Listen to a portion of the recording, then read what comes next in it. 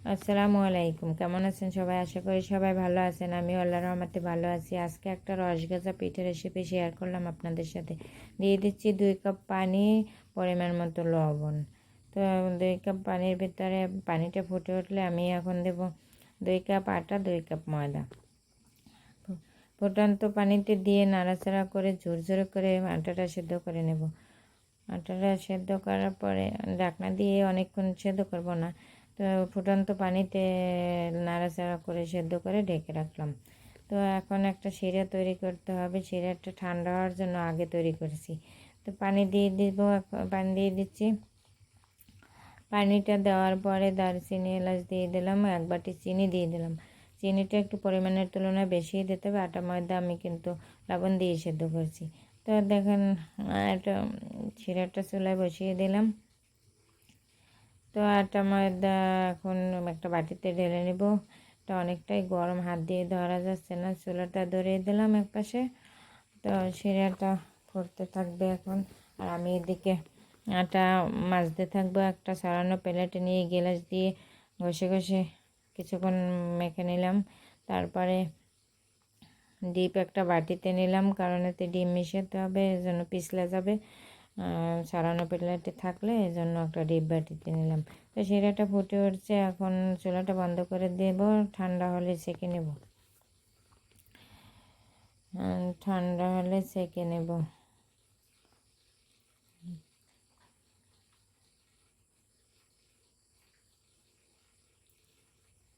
তাই এখন আমি 3টা ডিম ভেঙে নেব।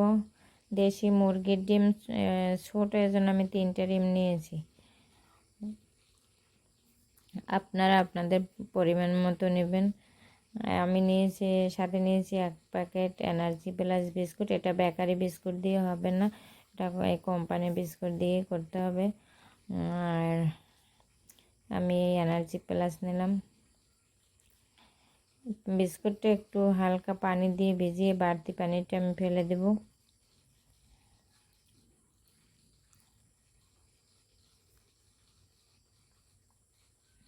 দেখুন সাথে সাথে গলে গেছে। এবারে গলানো বিস্কুট আমি আটার ভিতর দিয়ে দেব, দিয়ে মাখিয়ে নেব।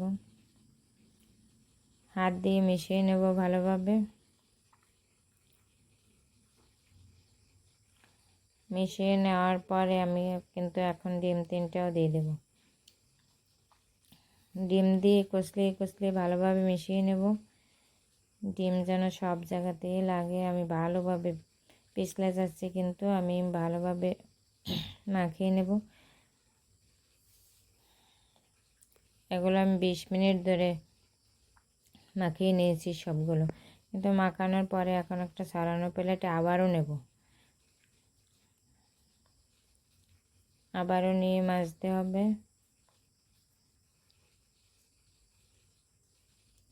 সবগুলো নিয়ে নিলাম। এবার তেল দিয়ে মাজতে হবে।